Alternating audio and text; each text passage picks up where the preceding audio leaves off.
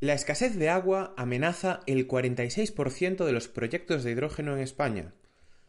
Estos datos los arroja un informe de la Agencia Internacional de Energías Renovables, llamado Water for Hydrogen Production, en el cual se evalúan los consumos de agua de las plantas de producción de hidrógeno anunciadas en España de cara al año 2040. Esta es una situación que nos podría obligar bien a no instalar o incluso peor, a parar los proyectos que tengamos ya en operación por falta de agua. Por ello, desde el sector estamos tratando de ser tan originales como sea posible para mitigar este riesgo, lo que nos lleva a estudiar desde el uso de agua industrial, aguas regeneradas, aguas residuales, salobres o marinas, sabiendo que gracias a esto podremos habilitar el desarrollo de nuestros proyectos. Hoy, en el podcast del hidrógeno, hablaremos sobre cómo tratar el agua para poder utilizarla, bien sea en los electrolizadores, bien sea en los equipos de refrigeración. Yo soy Bryce Arminio. Y yo soy Javier Pollos. Bienvenidos al podcast del hidrógeno, un espacio de Atlanti, donde te ayudamos a desarrollar proyectos de hidrógeno renovable prestando servicios de consultoría, ingeniería, preparación de ayudas y formación. ¡Empezamos!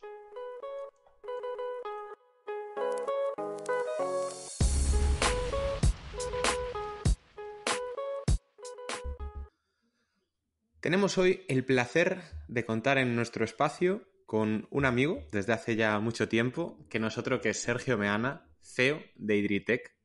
Sergio, bienvenido a nuestro podcast y muchísimas gracias por estar aquí con nosotros.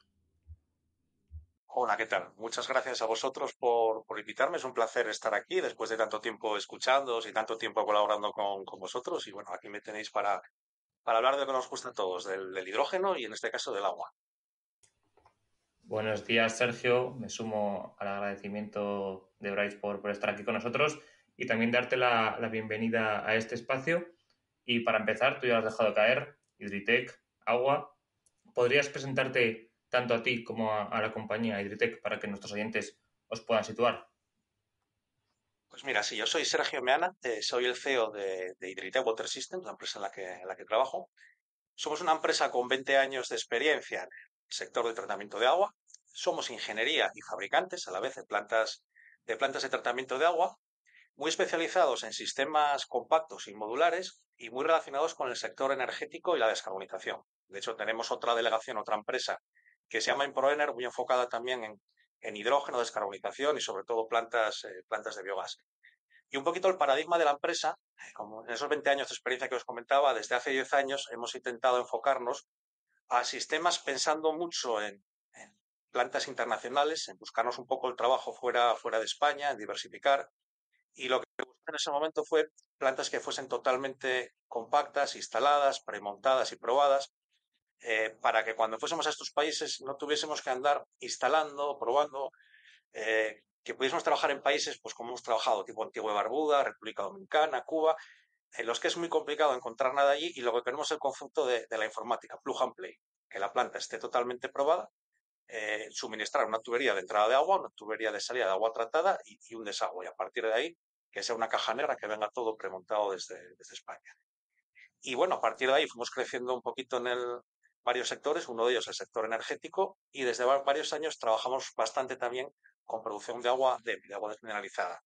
Fundamentalmente, de manera inicial, producción de agua desmineralizada para circuitos de vapor, en, en centrales hidroeléctricas, centrales eléctricas de ciclo combinado sobre todo.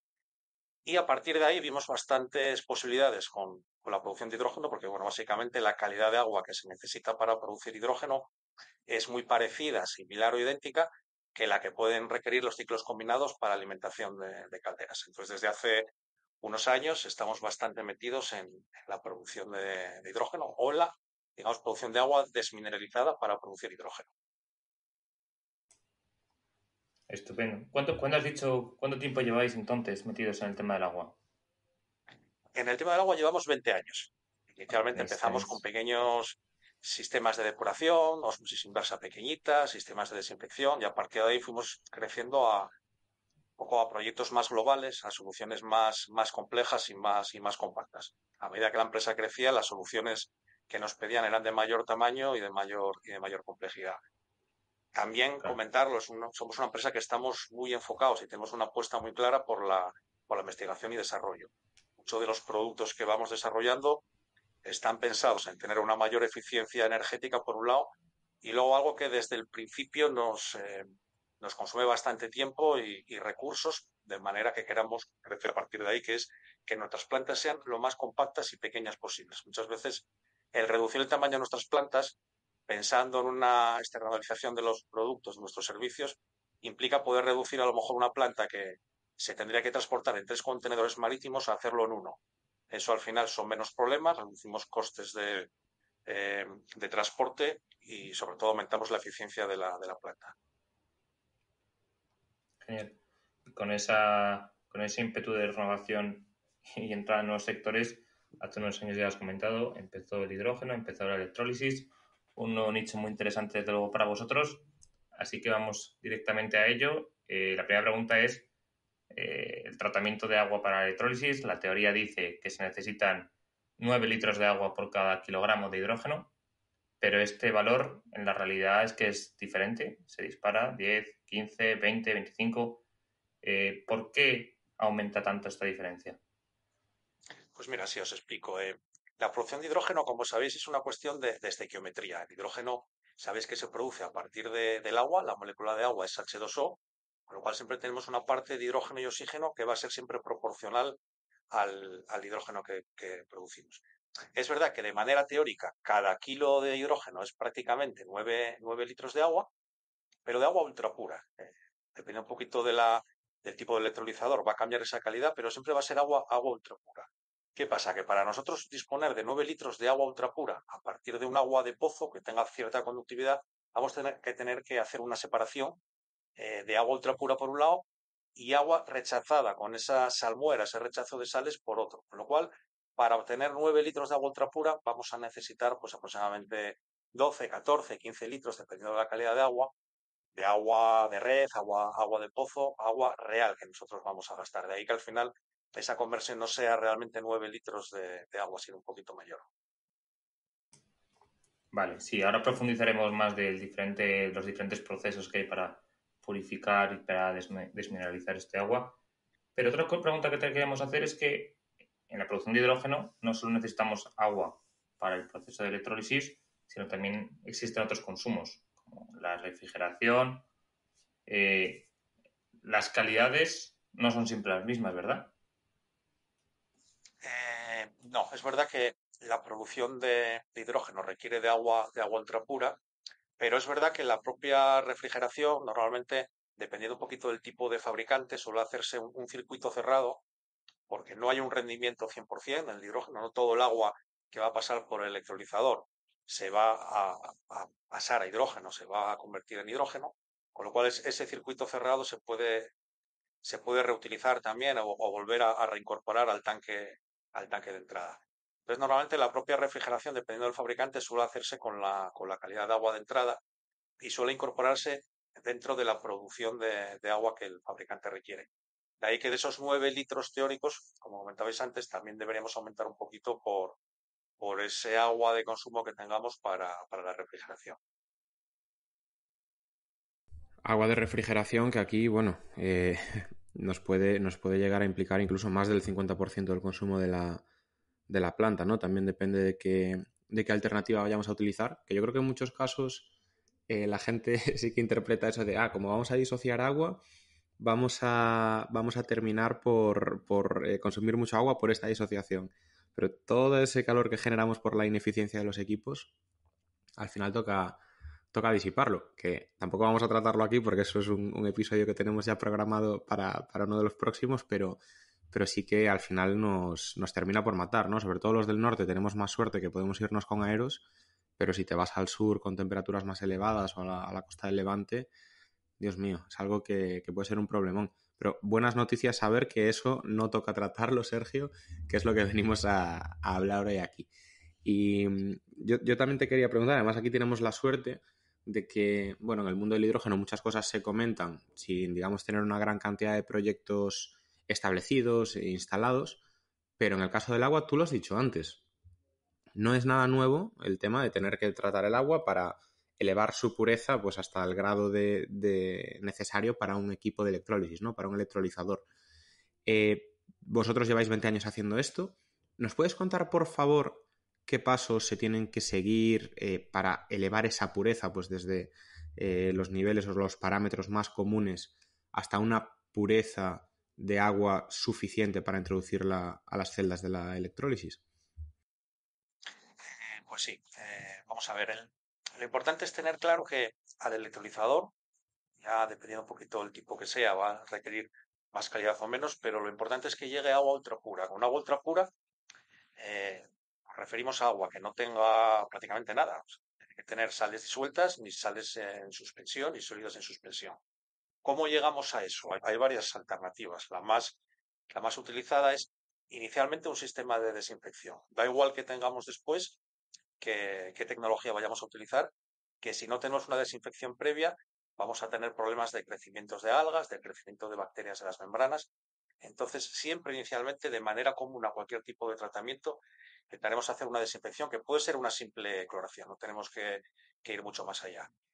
A partir de ahí, el segundo paso, yo creo que común también a cualquier tratamiento será un sistema de filtración. Puede ser por ultrafiltración, filtración de anillas, siles antracita, que es una manera bastante habitual también. Y ya hemos llegado a un agua desinfectada y un agua libre de sólidos. A partir de ahí ya podemos pensar en el siguiente paso, que es reducir la conductividad. Cuando hablo de conductividad, hablo de sólidos disueltos. El agua ultra pura es un agua que no permite el paso de la electricidad. El agua ultrapura no es conductor. Cuanto más sales disueltas tengamos en el agua, mayor conductividad. Por eso la conductividad es un poquito lo que nos mide esa contaminación, digamos así, en este caso, para el electrolizador, que sería la cantidad de sales disueltas. ¿Cómo reducimos esa conductividad? Eh, la manera más común de hacerlo es con un equipo de ósmosis inversa. La ósmosis inversa es una membrana semipermeable que si le aplicamos una presión al agua, el agua pasaría a través de la membrana, pero la sal no. Solo una pequeña parte de esa sal pasaría. Por la otra parte tendríamos un rechazo. Entonces, básicamente es un sistema con una bomba a presión en el que hace pasar el agua a través de estas membranas semipermeables y al otro lado tendríamos un permeado ya. Es verdad que tenemos un rechazo, que luego comentaremos un poquito, que es el contaminante o el residuo que nos queda. Después de esta osmosis inversa, ¿es suficiente ya para alimentar el electrolizador? Depende un poquito del tipo de electrolizador y el agua que tengamos a la entrada. Si necesitamos un paso adicional, puede hacerse otro segundo paso de osmosis inversa. Repetimos este agua, volvemos otra vez a meterle a otro segundo paso de osmosis. O podemos meterle un sistema de electrodesionización. Es un sistema en el que hacemos una separación eléctrica de iones hasta llegar a agua ultra pura. Hay otra alternativa también que son utilizar resinas de intercambio iónico. Una resina catiónica que nos absorbe o elimina cationes y una aniónica que nos elimina aniones. De tal manera que una vez que el agua pasa por las resinas, tendríamos agua ultra pura. La desventaja de este sistema es que las resinas pasadas unas horas se van a saturar y tenemos que hacer una regeneración con ácido y con sosa. Con lo cual tenemos un producto químico que concentrado en sales, porque la sal se va a desprender en el momento que hacemos la regeneración y además tenemos una regeneración ácida y una regeneración sosa que de alguna manera tenemos que gestionar con un gestor de residuos. Esto sería un poquito las alternativas que tenemos de tratamiento de agua, las que más se están utilizando ahora mismo de manera más tradicional. Sergio, a mí me surgía la duda, ahora cuando ibas hablando de la ultrafiltración y la osmosis inversa, ¿son equipos similares o son equipos que no tienen absolutamente nada que ver? Son similares en el sentido de que ambos utilizan membranas con un cierto micraje, tamaño de poro, digamos. La diferencia es que la ultrafiltración, ese poro es mayor, eh, pero lo suficientemente pequeño para que prácticamente no deje pasar ninguna partícula sólida. Incluso moléculas de mayor tamaño como el carbonato cálcico, como la cal, también quedarían retenidas con la ultrafiltración. La ósmosis, aunque el sistema es parecido, también hay que aplicar presión para pasar a través de la membrana. Ese tamaño de poro es tan pequeño, digamos, que no deja pasar las sales simples, como el cloruro sódico. Entonces, básicamente la diferencia es esa. Por tanto, la ultrafiltración se utilizaría como un pretratamiento para eliminar sólidos y partículas o sales de gran tamaño, y la ósmosis ya sería un tratamiento para eliminar exclusivamente las sales disueltas que tengamos en el agua. Vale, vale. O sea, entiendo que la ultrafiltración también está ahí para no colmatar después, ¿no? Las membranas de la ósmosis inversa Eh, y demás. Exactamente. Es cierto que, bueno, la ultrafiltración es más compacta que a lo mejor una filtración de siles, de arena, que es algo, un equipo que más podemos visualizar mejor. El típico equipo de filtración para piscina, pero de lecho mixto, suele ser suficiente como pretratamiento para una ósmosis siempre y cuando la calidad de agua sea razonable. Si vemos que el agua tiene un contenido en sólidos muy alto o que presenta materia orgánica, desde nuestro punto de vista, optamos por la ultrafiltración. Si es un agua de red, un agua de pozo con una analítica suficientemente correcta, con una filtración de siles antracitas sería suficiente. Luego, importante también recalcar, cuando antes hablaba de la desinfección previa, suele utilizarse una cloración, pero hay una especie de paradoja aquí. El cloro que nos ayuda a desinfectar a la vez es una especie de veneno para las membranas de ósmosis. El cloro desgasta la membrana de ósmosis.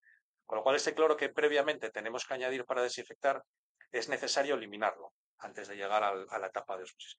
¿Y cómo lo hacemos? Pues o bien con una desinfección, con una eliminación a partir de dosificación de metabisulfito sódico, que es un neutralizante de cloro. Otra alternativa sería instalar un segundo filtro de carbón activo, que el carbón activo actúa como declorador, nos reduce el cloro que tenemos disuelto y además eh, nos hace de eliminación de materia orgánica disuelta. En el caso de que tengamos sospechas de que el agua no es de buena calidad o tengamos materia orgánica disuelta, incluso hidrocarburos, el carbón activo, además de eliminarnos ese cloro, también nos eliminaría la materia orgánica que podemos tener disuelta en el agua. Interesante saber eso también, sí, señor. Y mira, ya que estamos hablando de esa primera fase, ¿no? De tratamiento de la fuente de agua, eh, esto que nos has comentado, ¿aplicaría, Sergio, a todos los tipos de fuentes de agua? O si estamos hablando de agua de mar, si estamos hablando de aguas de Edar y demás, cambia la ingeniería y cambia el planteamiento que tenemos que hacer. Cambiaría un poquito con el agua del mar. ¿Te refieres a la parte global o la parte solo de desinfección? Bueno, me refiero en general, cómo cambian todos Bien. estos pasos en función del tipo de agua, ¿no? O en qué nos tenemos que fijar. Pues sabes que ahora mismo hay mucho estrés hídrico en algunas zonas y se está tratando de ser un poco más original, vamos a decir. Agua de mar, agua dulce, aguas de rechazo y demás. Entonces, estos pasos, cómo podemos variarlos, cómo podemos cambiarlos en función del input, ¿no? Que tengamos de alimentación de agua? Vale. El diseño siempre va a ser específico para el tipo de agua que tengamos y para la analítica. No hay un diseño, digamos, uniforme y válido para todo tipo de agua. Siempre se realizará un diseño específico para cada tipología de agua. Y como comentabas, el agua de mar va a ser muy distinto a un agua depurada, regenerada, a un agua de red, un agua de pozo. Cada uno tiene su problemática y su metodología de tratamiento. Si hablamos de agua de mar, aquí el gran problema es la cantidad de sales que tenemos. Estamos hablando de conductividades de 55.000 microsiemes y aunque el sistema va a ser básicamente lo mismo que estamos hablando, basado en osmosis inversa, pero va a ser una osmosis inversa específica para agua de mar. ¿Eso que implica? Que van a ser membranas específicas de agua de mar y que en vez de trabajar a 5, 10, 12 bares, como podemos trabajar con agua de red o agua de pozo, tenemos que trabajar a 60 bares de presión. Eso implica que el consumo eléctrico nos va a aumentar bastante. Los materiales también van a tener que ser específicos en la osmosis inversa para este tipo de tratamiento. Y por lo demás, tampoco habría mucha más diferencia. Sí que después de esa osmosis específica, de esa desaladora, haríamos un segundo paso de osmosis, porque la desaladora bajaríamos de 55.000 microsiemes a aproximadamente 300. Sería algo equiparable ya a agua de red. Y en un segundo paso de osmosis ya estándar, ya equipararíamos un poco al sistema tradicional de agua de red con un segundo paso de osmosis y con una EBI. Eso para agua de mar. O sea, perdona, Si Sergio, tenemos, esa sí, sal disuelta que nos comentabas antes que la ósmosis sirve para eliminar esos sólidos disueltos, es exactamente lo que se haría en esta primera fase, ¿no? Eliminar esa sal disuelta que puede haber en el agua de mar y ya dejarla sí, pues casi como agua, digamos, bueno, tipo agua dulce. sí, exactamente. Se haría, más que eliminarla, separarla. Lo que hacemos es un rechazo. Es verdad que la conversión que tenemos en un agua, en una desaladora, es menor que en una ósmosis a partir de agua de red. Conversión, me refiero a conversión a el porcentaje que obtenemos de agua desmineralizada respecto al que entra. En un agua de pozo o agua de red podemos estar en el 85%, es decir, que hay que tratar 100 metros cúbicos para obtener 85, tendríamos 15 de rechazo, pero en una desaladora de agua de mar la conversión es únicamente del 45%. Eso quiere decir que tratando 100 metros cúbicos de agua de mar obtenemos 45 metros cúbicos de un agua similar al agua de red y 55 de rechazo. O sea, en este caso, el porcentaje de salmuera sería mayor que el porcentaje de agua que tenemos recuperada. Entonces, es una gran diferencia, aparte de los consumos eléctricos y, lógicamente, el precio de la planta que aumenta. Vale, genial. Estupendo. La siguiente pregunta que tenía apuntada y que la verdad que es algo que preocupa mucho a los desarrolladores de planta, sobre todo en tema de medioambiental, son las aguas de rechazo. De los procesos que has comentado, pues has dicho que se aplica el cloro, que se puede quitar luego el cloro, que se puede incluso sosa cáustica. El agua que sale como residuo, ¿qué tipo de contaminantes tiene, si tiene alguno? Y bueno, que profundices un poco, si puedes, en el tipo de productos químicos que podrían tener. Vale, como productos químicos no lo considero preocupante a nivel de contaminación porque son productos químicos que se utilizan habitualmente incluso para tratamiento de agua potable. Hablamos de productos antiincrustantes, que son productos que evitan la incrustación calcárea dentro de las membranas, alargan la vida de las membranas. Son productos que no son perjudiciales para el medio ambiente y que tienen calidad alimentaria incluso. El metabisulfito sódico que os comentaba antes como neutralizante de cloro también es un producto que se degrada con el cloro, se neutraliza mutuamente. También tendría calidad alimentaria. Y luego los correctores de pH, que bueno, también con calidad alimentaria, lo único que nos hacen en el agua es, si el agua está demasiado ácida o demasiado básica, pues acercar un poquito más al estado neutro. En tratamiento habitual, estos productos no tienen ningún tipo de problema. Luego, eh, sí que puede ser recomendable, no siempre se hace, pero es bastante aconsejable hacer un tratamiento de limpieza química de las membranas para alargar la vida de las membranas. Eso se hace haciendo circular una solución con detergente alcalino inicialmente y luego otro básico posteriormente durante una serie de minutos. Si hacemos el vertido de este detergente alcalino directamente al medio, ahí sí que he de decir que directamente podemos tener un incumplimiento de vertido por límite de pH únicamente, pH ácido o pH básico. En ese caso sí es recomendable tener un sistema de neutralización. O sea, cuando tenemos el detergente alcalino, por ejemplo, un sistema de neutralización que le añadas un ácido hasta tener un pH 7. Ahí se podría verter sin ningún tipo de problemas.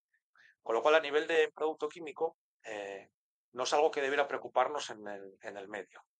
Luego sí está la otra parte, que es la parte de la concentración de sales de la salmuera. Como hemos hablado desde que hemos empezado el programa, lo fundamental aquí es conseguir agua ultra pura. Si nosotros separamos el agua por un lado y vamos teniendo las sales concentradas en ese rechazo por el otro, cuanto más conversión tengamos, cuanto más calidad tengamos y peor sea el agua de entrada, mayor conductividad, mayor cantidad de sales vamos a tener en el rechazo. Habitualmente ese rechazo suele ir a depuradora de agua residual, pero hay veces que no tenemos posibilidad de un vertido de depurador de agua residual o si lo tenemos nos tienen marcado un límite, por ejemplo, a 5.000 microsiemes por centímetro. Entonces ahí surgen los problemas. Nosotros nos han surgido proyectos de tratamiento de agua para producir hidrógeno en los que producir el agua desmineralizada que requería electrolizador no era ningún problema, el problema era qué se hacía con ese rechazo. Si, por ejemplo, tenemos aguas de pozo con 3.000 microsiemes y una conversión vamos a poner el 50%, estamos hablando de que mínimo vamos a tener 6.000 microsiemes a la salida. Y si no tenemos un sitio donde verter esta salmuera, puede haber una contaminación al medio ambiente y puede ser un problema para el proyecto. ¿Hay posibilidades de reducir esta salmuera? Sí las hay. Nosotros estamos buscando opciones. Una opción, por ejemplo, puede ser si esta salmuera no tiene un contenido muy alto en sulfatos, que prácticamente la conductividad del agua venga dada por cloruros, puede utilizarse ese cloruro como materia prima para producir cloro. A partir de una electrólisis, generar cloro y valorizar ese cloro. Eso puede ser una opción. Y otra opción que estamos contemplando en varios proyectos es llegar a una vaporización, o sea, llegar a una conversión 100% del agua que estamos tratando, acercarnos a esos 9 litros reales por kilo, de tal manera que mediante evaporación consigamos dejar unas sales totalmente sólidas y el 100% del agua evaporada, libre de sales, apta ya para alimentar al electrolizado. Espera, Sergio. ¿Cuál es el problema de este tratamiento? Perdona. El Sergio. coste energético y el coste del equipo. Vaporización estás hablando del agua de rechazo. Exacto, solo del agua de rechazo. Hacerlo directamente a partir de la totalidad del agua que necesitamos, económicamente, desde el punto de vista de inversión y el punto de vista energético, saldría carísimo porque estaríamos hablando de caudales muy altos. En caso de tener un proyecto de este tipo en el que queramos llegar a un vertido cero o prácticamente cero, que podamos hacer una gestión con un gestor de residuos de esta salmuera, lo que intentaríamos sería hacer un diseño de un sistema de ósmosis con la mayor conversión posible. Intentar trabajar a presiones mayores para acercarnos a una conversión, por ejemplo, de cerca de un 90%. Pero siempre tendríamos ese 10% de rechazo. Cuanto más conversión, además, mayores sales tendríamos en el rechazo. Pero intentaríamos que el rechazo fuese la menor cantidad diaria posible de volumen. Y a Ajá. partir de ahí sí que podemos llegar a ese rechazo a tratarlo con un evaporador de vacío, un cristalizador incluso, para minimizarlo todavía más, llegar a lo mejor a un 97% de conversión total o incluso a un 100%. Podemos llegar a un cristalizador y convertir esas sales, digamos, en sales incluso valorizables de cloruro sódico o sulfato. Y ahí, ¿Cuál es el problema de todo esto? La energía, como comentaba antes. pero perdona, Sergio, ¿y ahí estáis considerando el aprovechamiento del calor residual de la electrólisis para precalentar ese agua de rechazo? A eso iba yo. Es fundamental en este caso porque lo comentaste al principio del programa. Nos sobra calor en el electrolizador. Hay que disipar calor. Comentabas el tema de la refrigeración del agua. Y básicamente el evaporador de vacío funciona con calor. Cuanto más calor tengamos, más vamos a aprovechar ese calor residual que tenemos. Entonces es fundamental. Básicamente funcionaría con intercambiadores de calor. Intentaríamos aprovechar una corriente de agua, esa corriente que vendría del circuito cerrado de refrigeración para subir la temperatura de nuestro rechazo y bajar el consumo. Hay otra posibilidad de utilizar ese calor, también lo estás comentando, que es simplemente en todo el sistema de osmosis inversa, mediante un intercambiador de calor, subir la temperatura del agua. ¿Por qué? Cuando el agua está caliente, a la temperatura, pongamos, más de 25 o 30 grados, el agua permea con mucha más facilidad a través de la membrana. Es verdad que nos va a bajar un poquito la calidad de la osmosis, va a pasar un poquito más de sales, pero el consumo eléctrico se reduce. Con lo cual, en algunos proyectos estamos contemplando aprovechar el calor residual del electrolizador para cuando el agua de entrada está en invierno, por ejemplo, a 9 grados, poder subirlo a 20 grados y reducir el consumo eléctrico de la osmosis inversa. Es un tema que también estamos planteando y que creemos que sería bastante interesante.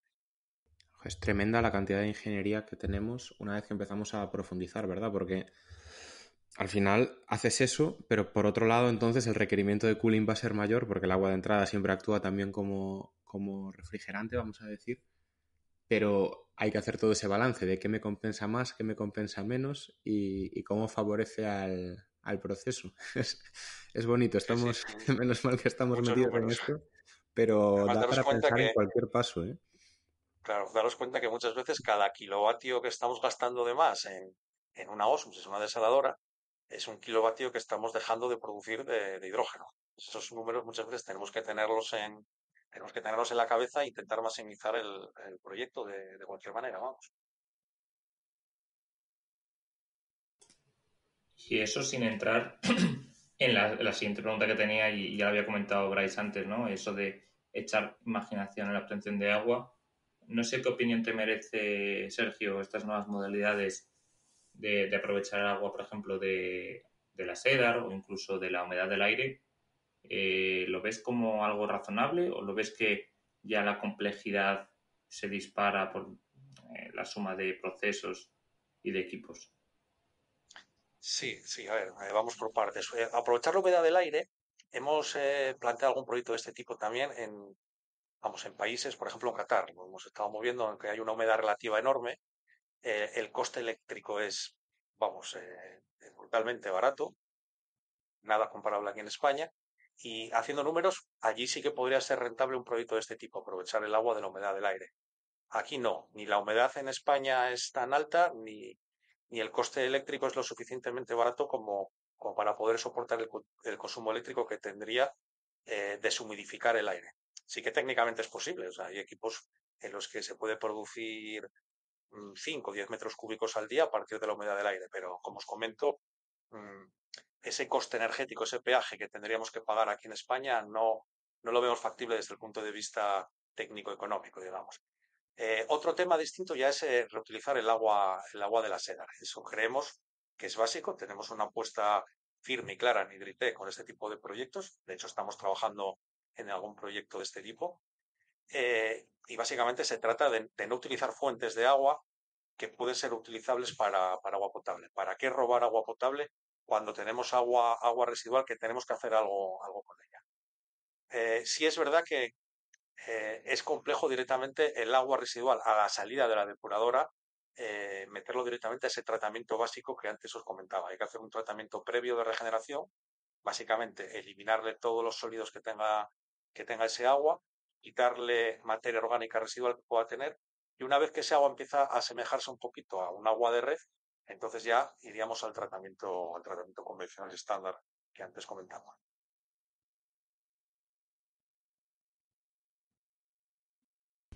Y en este sentido, Sergio, más allá de también incluso pues esos consumos energéticos, ¿no? No sé si los tienes cuantificados, pero en términos de costes, nos implica mucho más el recurrir a aguas pues más contaminadas, más sucias, aguas salobres o incluso aguas ya saladas, como decíamos antes, agua de mar.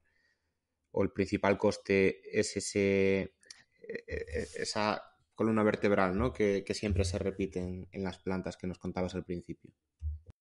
Sí, a ver, evidentemente tiene un incremento de coste, pero no especialmente llamativo para las ventajas que tendría utilizar agua residual. También hay que ver el precio que tendría el coste de agua potable, digamos, o de uso potable, al coste que tendría un agua regenerada. Entonces habría que verlo un poquito todo.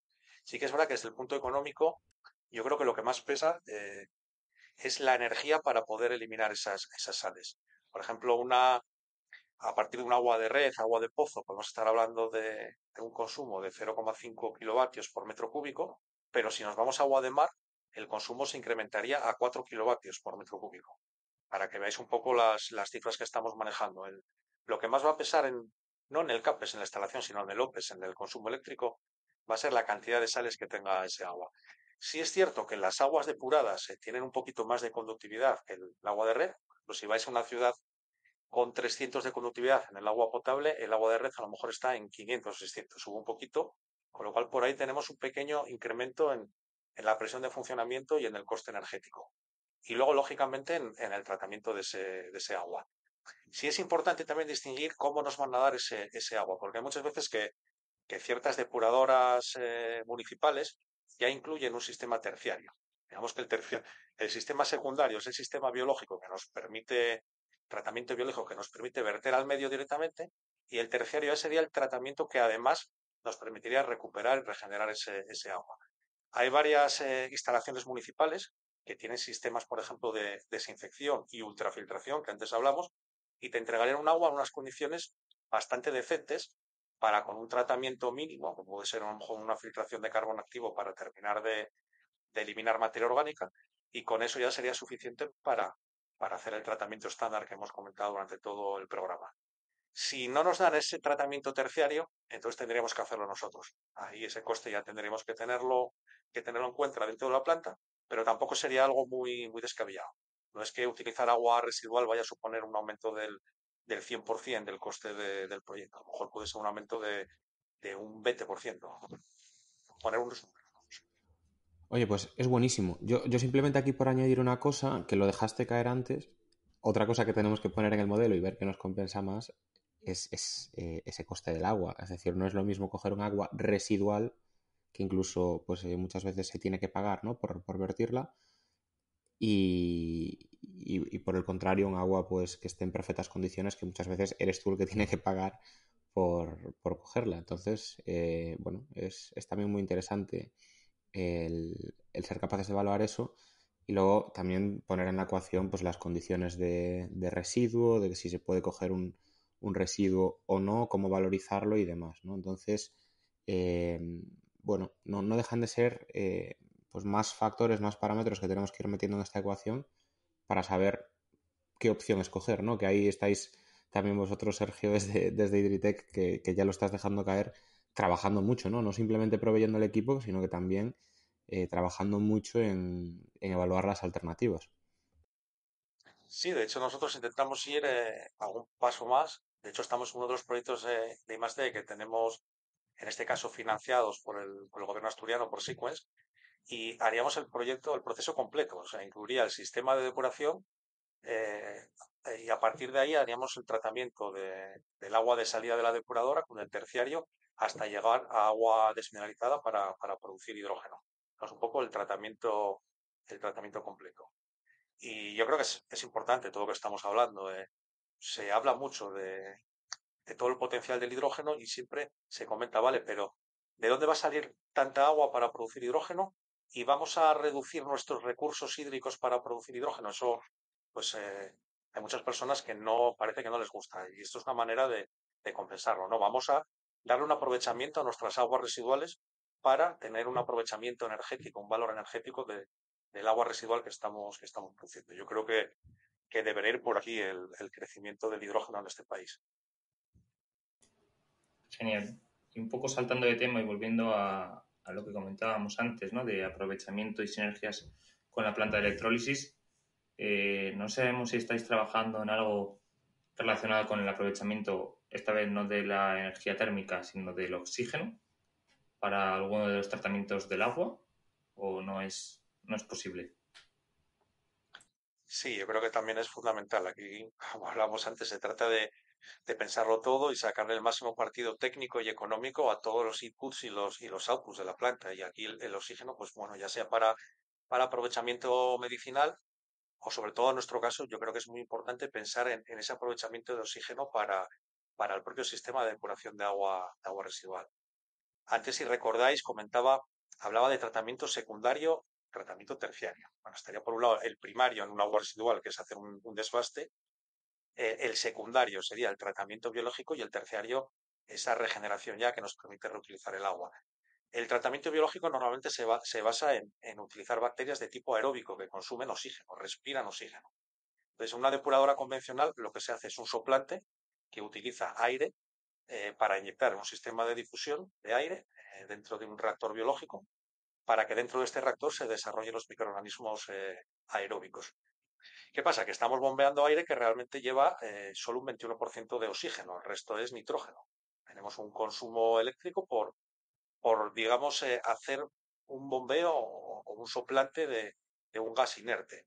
Si nosotros podemos aprovechar ese oxígeno que nos está sobrando en la producción de hidrógeno para utilizarlo en la planta de agua residual, vamos a reducir el tamaño de los compresores, de los soplantes, por un lado, y luego vamos a aumentar la eficiencia de la depuración de agua residual. De hecho, nosotros en algún proyecto de I+D que hemos hecho en el pasado, tratando de hacer depuradoras de agua residual más eficientes, tenemos un sistema que, utilizando un soporte biológico, hemos conseguido reducir aproximadamente 10 veces el tamaño de la depuradora. Básicamente, este soporte biológico es un soporte muy poroso en el que estas bacterias aeróbicas se depositan en estos poros.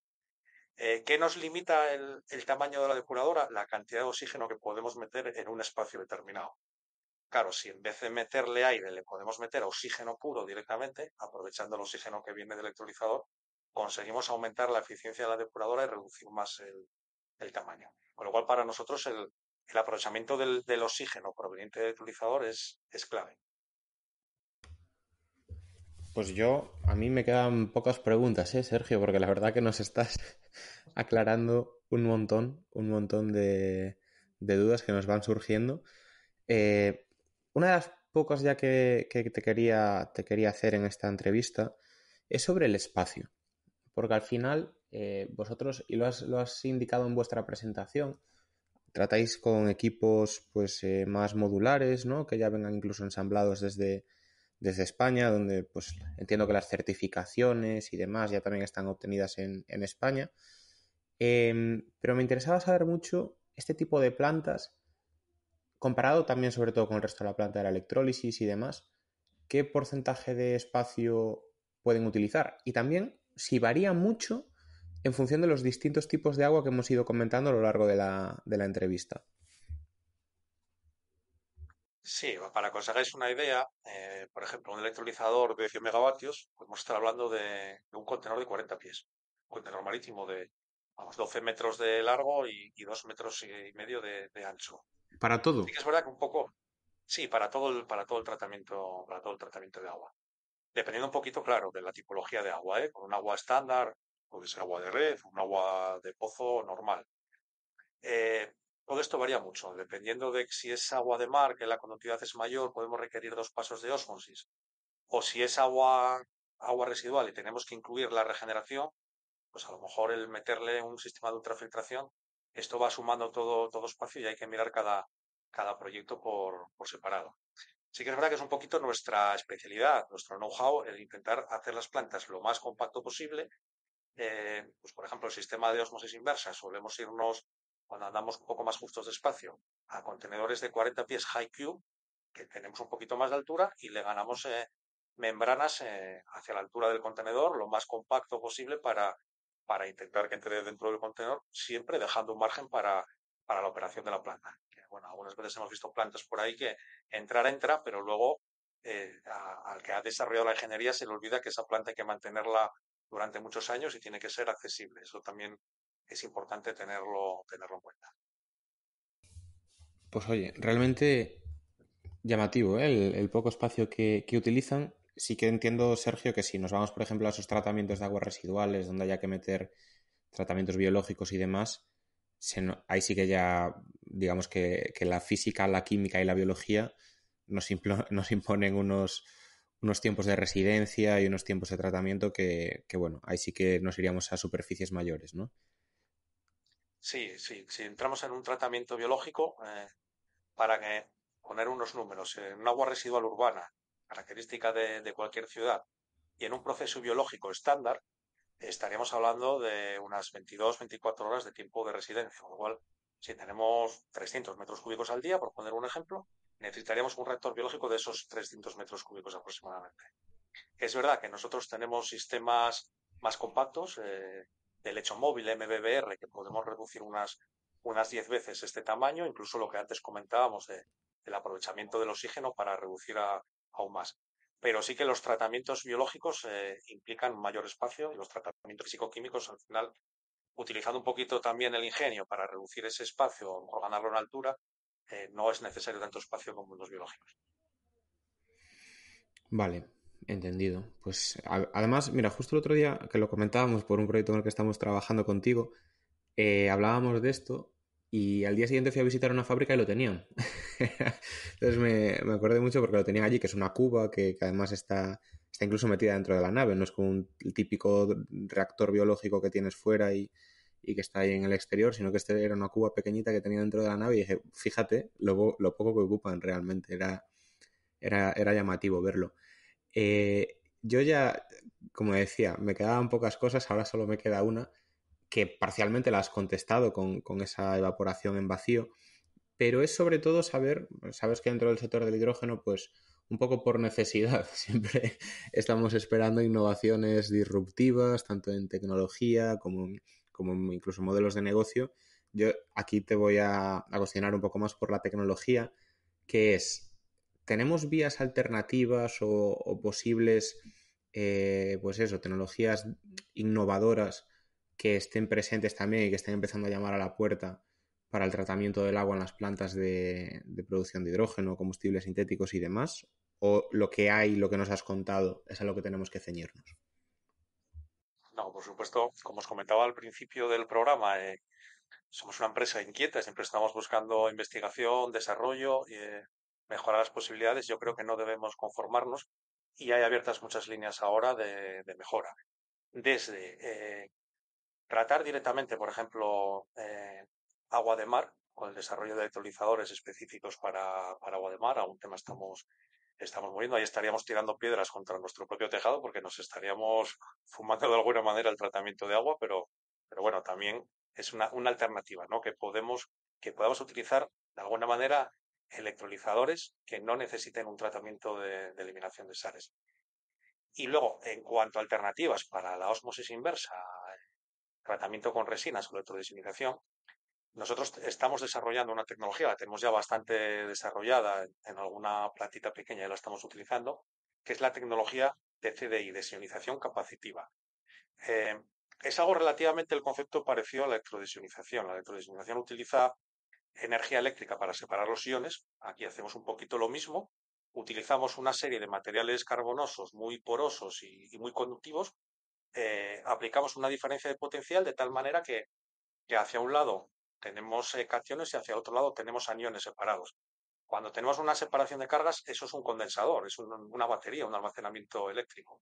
En este caso lo que hacemos es cuando descargamos ese condensador, cuando rechazamos esas sales, recuperamos gran parte de la energía que previamente utilizamos para separarlo. Esa recuperación de energía es lo que permite que este sistema sea mucho más eficiente desde el punto de vista energético. En comparación con una ósmosis, por ejemplo, podemos tener aproximadamente un 40 o un 50% de ahorro energético. Entonces, es un sistema que nosotros estamos utilizando. Problema que, bueno, lo tenemos desarrollado a escala relativamente pequeñita, pero que ya estamos en algún proyecto de producción de hidrógeno a escala piloto que estamos utilizando. Pues yo creo, y me sumo a Bryce, que no quedan más preguntas en el tintero. Esperamos que en los próximos años sigáis trabajando en investigación, sobre todo en el ámbito del hidrógeno, para promover estas plantas y este sector. Y nada más que agradecerte de nuevo tu presencia aquí en el podcast con nosotros y que seguiremos colaborando seguro juntos. Muchísimas gracias a vosotros por darme la oportunidad de estar en vuestro programa. Sabéis que soy seguidor vuestro desde el capítulo 1 y además, bueno, llevamos muchos años colaborando en muchos proyectos y siempre un placer. Mil gracias, Sergio. Un abrazo enorme. Un abrazo. Y hasta aquí ha llegado el capítulo de hoy, en el que nos ha acompañado Sergio Meana, de la empresa Hydritec, que nos ha contado y explicado todo lo relativo al agua, ese elemento tan indispensable no solo en la producción de hidrógeno, sino también en la refrigeración de los equipos. Esperemos que os haya gustado y nos acompañéis durante los siguientes episodios, ya que es mucho lo que queremos y tenemos que contar. Dadle a like y suscribiros para ayudar a que este podcast crezca. Todas vuestras valoraciones serán bien recibidas en el correo elpodcastdelhidrógeno@gmail.com o en los comentarios de las principales plataformas. Un abrazo grande y hasta la próxima semana.